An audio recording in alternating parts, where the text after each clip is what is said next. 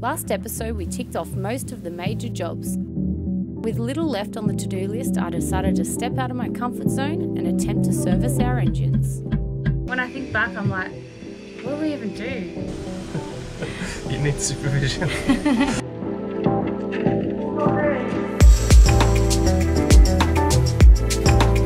Hey guys, so as a lady, it's quite easy to take a back seat when it comes to these sort of jobs. I've never done any of this before, so I didn't really want to put my hand up for it because I had no idea where to start from. Just how it worked out, this was one of the last jobs on the list. Michael was already doing stuff, and I just thought, like, why not put myself out of my own comfort zone and give it a go. So I did, and yeah, I was quite happy with myself.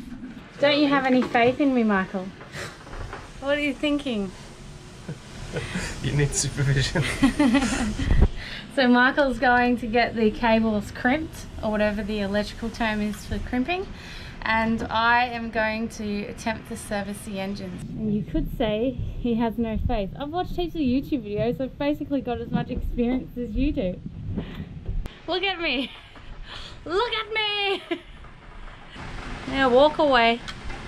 I'm going to strip all the screws. I've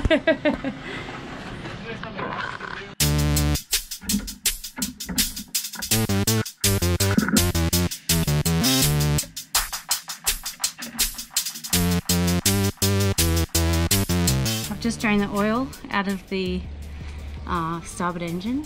Yes. And I'm trying to undo the screws on the gearbox oil. All the videos, they come off so easily, like one turn. I've tried everything and my hands are oily, so it's slippery.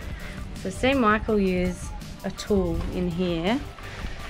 I'm gonna try and figure out what that is to give me a bit of leverage, because this ain't cutting it. Use the right tool for the job. It's too small. I want to strip it. Michael's favourite. Give it something like that. Maybe some purchase. Oh. After trying every tool combination in the kit, I went back and tried again, giving it all I had.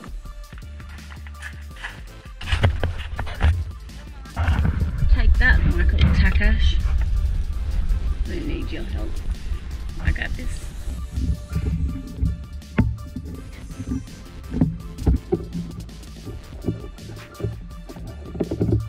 Next was the oil filter. Easy enough with the right tool for the job. He's back. Challenge accepted. I have drained the oil, drained the gearbox oil, got the fuel filter off. What do you got to say about that? What? Well, good job. Yes, thank you. I was quite happy with myself. What have you done, Jess? Servicing the engines. Just giving it a oil change. And then I'm gonna drop the leg out and change the impeller, give the housing a bit of a spruce up. It's filthy in there. Look at all the... What is it, grease? I don't know. Looks like it. There's like little bits of metal in there. It's not good. I don't know what that's off. Bung the spark plugs out and have a look. A lot of the day was spent like this on the phone, searching YouTube for how-to videos. So I've just tried to change the spark plugs and didn't have like a long socket, and I went on a big mission and I found one. So I've borrowed one from Trevor at TMC, and also managed to find all the spare parts that I'm about to use. So stocked up on all the extras, plus got some washers, those aluminium washers they were missing off the sump. 2 new oil filters, that one I'm going to use, all new spark plugs.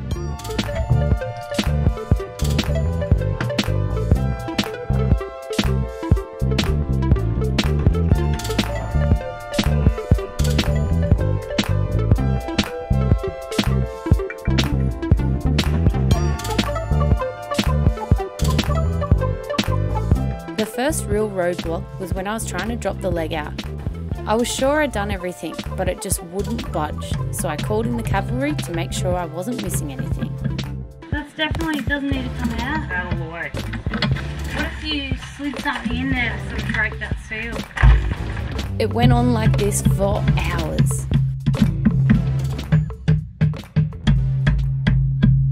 While I left Michael to keep trying with brute force, I went to Bunnings to grab some wedges. Just at the checkout, I got a call. Brute force had finally won. It turns out where the leg goes into the power head, there was some corrosion, so it had all fused together.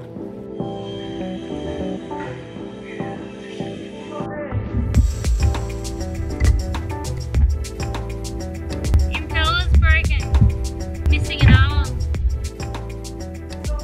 So this is an impeller. From my understanding, this is what effectively scoops the water up into the engine to cool it. Luckily for us, we were checking this during the service. One of the arms was broken, so it wouldn't have been very effective cooling and could have eventually clogged up and caused the engine to overheat. I'm on the home stretch now.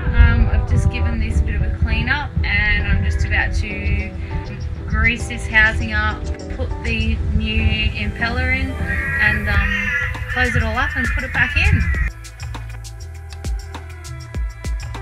On the bottom of the starter motor was just completely corroded together, like rust bulging out, flaking out.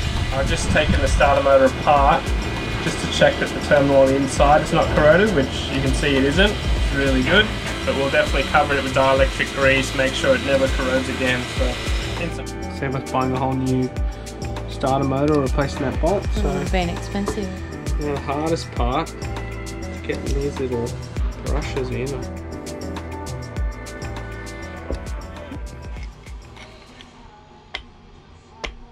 Done. Inside day today, it is looking pretty gnarly out there at the moment. Yeah. Have I done everything right? I don't know. Have you done everything right?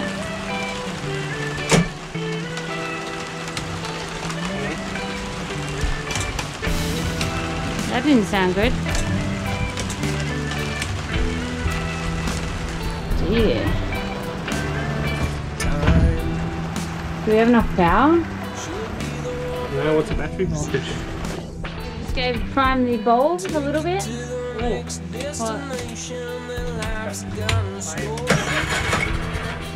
Unfortunately, we didn't film any more of this, but we did get them started after priming the bulbs. I'm sure there's plenty of people out there with some tips and tricks, and I'd love to hear them all. A few months on and they're still going strong, so I guess I did everything right. What's today, Michael? Launch day!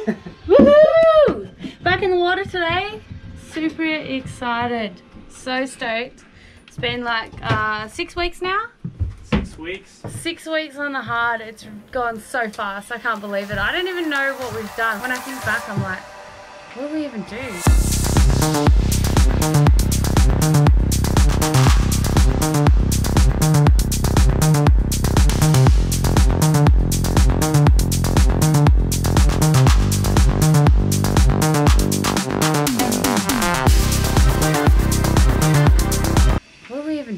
I don't know. Anyway. Join us next episode where we finally get back on the water and start to enjoy all the blood, sweat and tears we've put into our floating home. And I'm... Steve's like, get ready with a pen to fend it off. I'm like, This is living. Naturally, we have a fishing comp to see who puts the first fish on the decks, and we cook up our first catch on the boat.